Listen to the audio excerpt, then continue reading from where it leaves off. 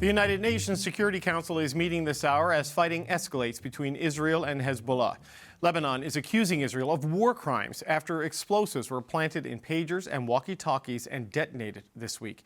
The international community is urging restraint, but today, rockets and missiles are flying across the Israel-Lebanon border.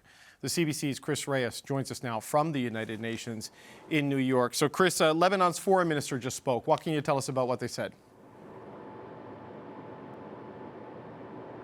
That's right. I mean, it's a very tense meeting there. It was an extensive speech by the Lebanese foreign minister. David gave an emotional testimony, even showing a graphic picture of those injured in the attacks in recent days involving those exploding communication devices. He called those attacks an act of terrorism, a war crime, a violation of international rules and norms. And he had this call to action from the Council. The responsibility of the Security Council is not only towards the innocent Lebanese who were targeted unjustly, but also towards humanity as a whole. If this terrorist attack is not condemned by your council, and if you do not name the perpetrator, if you do not deter the perpetrator, condemn it and compel it to stop such aggressions, the credibility of this council, of international law and of human rights law are at stake.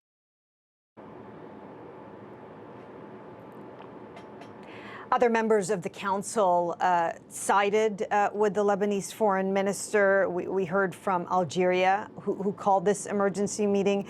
David, the ambassador, called what happened in recent days in Lebanon a violation of Lebanon's sovereignty.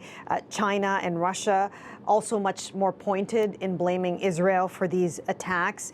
And again, this was a very extensive speech from the foreign minister who said that there will be no peace in the region, tying it back to the war in Gaza until Palestinians are given statehood. The minister also not only asked the council to condemn Israel, but gave this grave warning that there is a silent war happening in the horizon, and neither East nor West will be spared if that war blows up fully in the region. Okay, so Israel's ambassador to the United Nations also spoke. Kris, how did he respond to these allegations and concerns?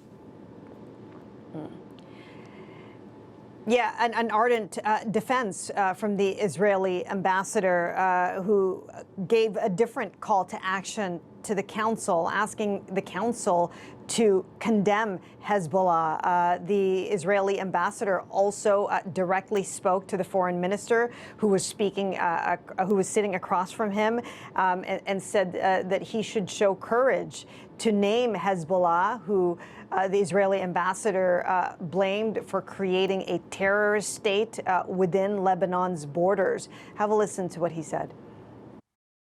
The UN's obsession with condemning Israel so consuming that it blinds you to everything else. We did not seek this war. We did not. On October 8th, while Israeli civilians were still being slaughtered in the south by Hamas, Hezbollah, I haven't heard you, Mr. Minister, mentioning Hezbollah even once in your speech. Hezbollah unleashed hundreds of rockets at our civilians in the north. This was not provoked. It was a calculated assault to show support for Hamas.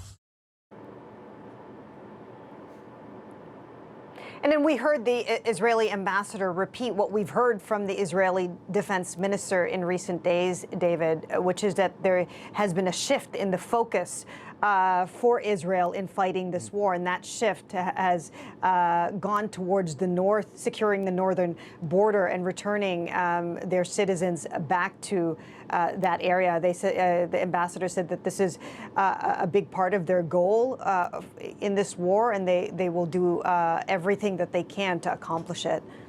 Okay, Kris, thank you so much. That's the CBC's Kris Reyes at the United Nations in New York. Well, as Lebanon makes its case against Israel in front of the United Nations Security Council, an Israeli strike in Beirut threatens to further escalate tensions. You're looking at the aftermath of a strike the Israeli military says targeted and killed several senior Hezbollah officials. Hezbollah has not confirmed these deaths. Lebanon's health ministry said at least 12 people were killed and dozens more injured, including children. Now, strikes along the Israel-Lebanon border have been ramping up since October 7th.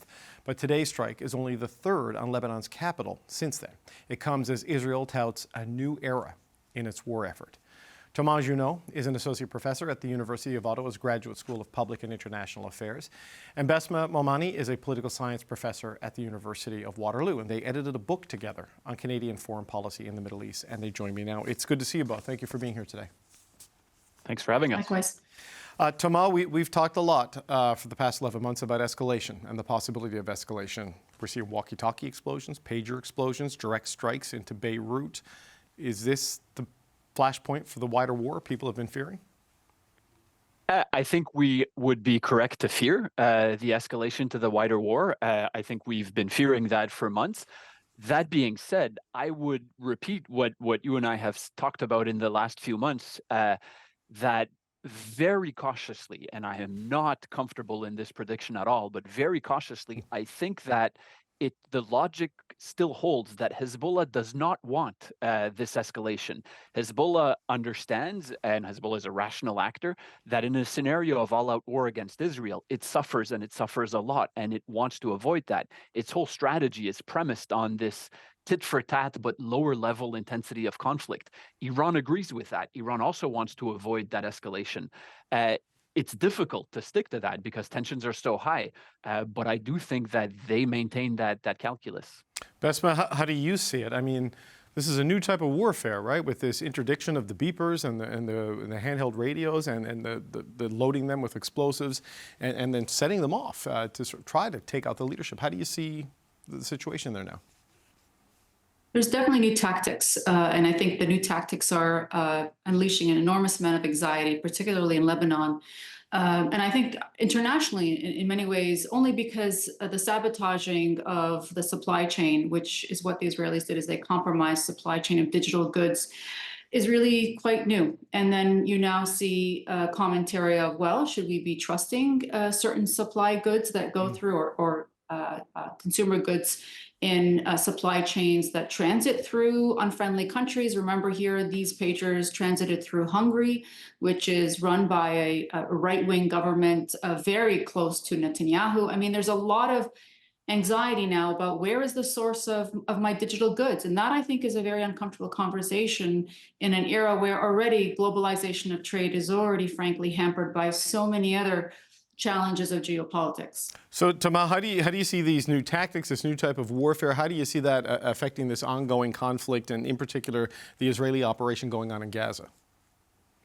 Well, the way that it can affect it, even if I would be correct to say that the fundamental dynamics of Hezbollah and Iran wanting to avoid all-out conflict remaining, one way to think about what's been going on between Israel and Hezbollah, not only since October, but before that, is that there are red lines. There are rules of the game between the two sides. They're not written. There's no formal agreement, but there's indirect negotiation. Sometimes they'll speak through intermediaries, and they do agree to what is doable, what is permissible, and what is not.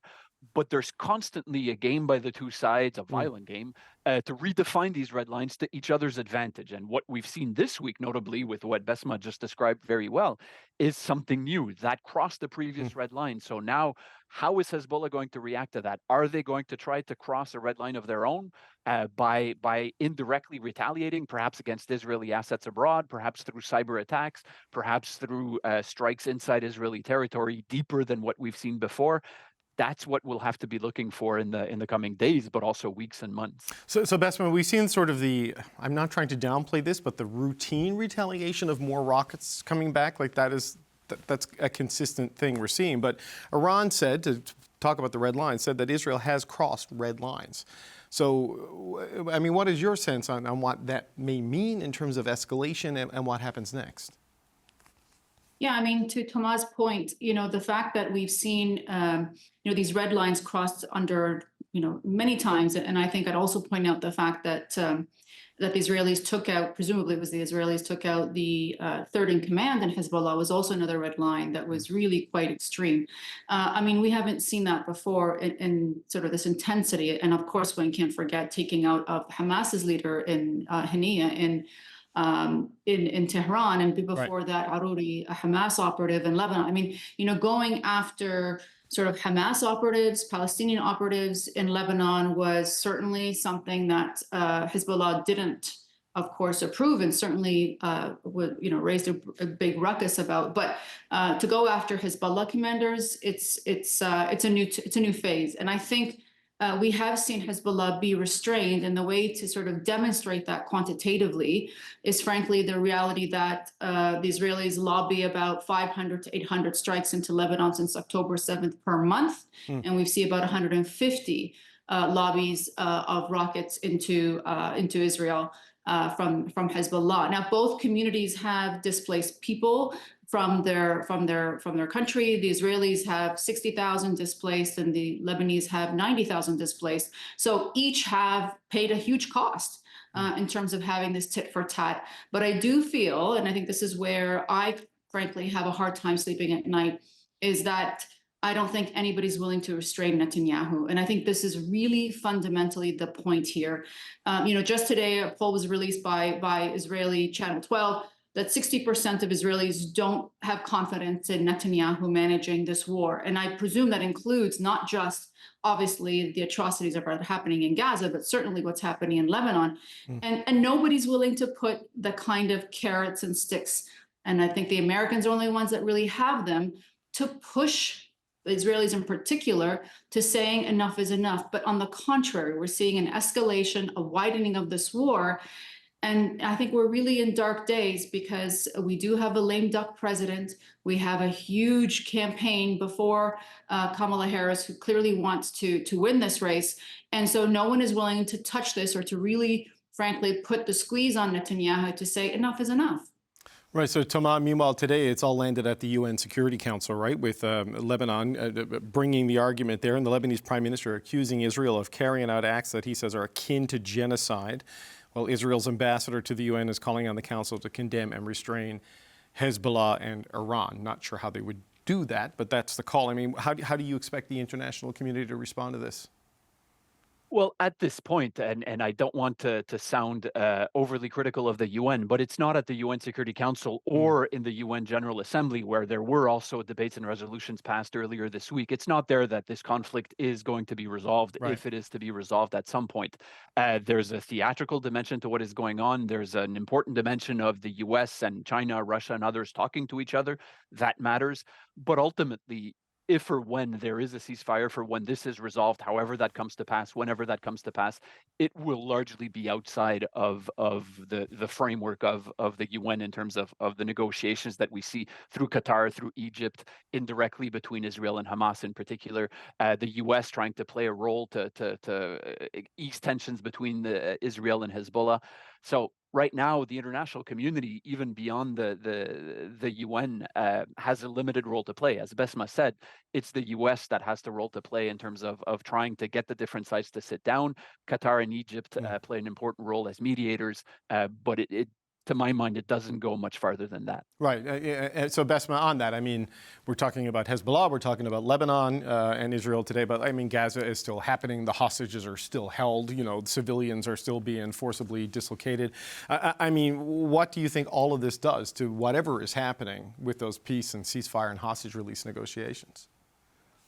Well, it just sets us back even further. That's the whole point. The point is, we're talking about tactical successes that Israel may have had with all these activities, but there's no strategic value in what it's doing. It will not eliminate Hezbollah. It will not stop Iran's support for the axis of resistance. It will not stop Hamas. I mean, all of what it's doing is just creating more pain and suffering in the region. I mean, I'm mindful of just one simple, if you will, statistic that stands out for me, but the Israelis themselves noted that 60% of Hamas operatives, this is pre-October 6th, or October 7th, sorry, were orphans. And now we have 20,000, if not more, orphans in Gaza alone. I mean, we're creating a culture of not just yet another Hezbollah. Hezbollah 2.0 is being sown today. The images of young kids, being killed in Lebanon, all of that is just going to add more hatred and challenges. We do not need to add more. What we need to do is find a way to defuse the situation. And again, Netanyahu doesn't have the confidence of his own people in carrying out the war. Why the Americans continue to arm and supply and just recently provided yet another $20 billion of air power is not going to help diffuse the situation. Well, Bessma referred to Joe Biden as a lame duck president, but he is still president, right? And he has some runway ahead of him. He told reporters he had an optimistic tone about getting a ceasefire deal done, but I feel like we've heard every clip you play from the White House or the State Department could have been at any month and any week in this conflict. We're hopeful, we're making progress. We just need a little bit more. I mean, do you think they can get that final piece of a little bit more to get a ceasefire, to get a deal before Joe Biden is done, or does this spill into the next administration? I wish I could answer yes to that question, but I'm not optimistic at all about the prospects for a ceasefire, certainly not in the 6 weeks or so that are left before the early November elections in the U.S. The events this week have reinforced that, but I don't think they fundamentally changed it. I was pessimistic as of Monday morning, and then with the pager attacks and today's attacks in Beirut, doesn't fundamentally change that. I think the different sides are simply not close enough. There's too much of a gap. Hamas still perceives reasons to continue this war. Netanyahu, as Bessma said, is trapped in a coalition government where some extremist elements have clearly said that they would threaten to break the coalition should there be a ceasefire. Hezbollah has clearly no intention to stop. So, I could go on for a while, but if you add up the positions of the main protagonists in it here, there is no common ground as of yet, and I don't see that fundamentally moving. Okay, on that rather stark note, that's where we're going to have to leave it. I'm sure there's going to be more to talk about it very soon. Thank you for being here with me today, Bessma, Momani, and Juneau. Thank you so much, as always.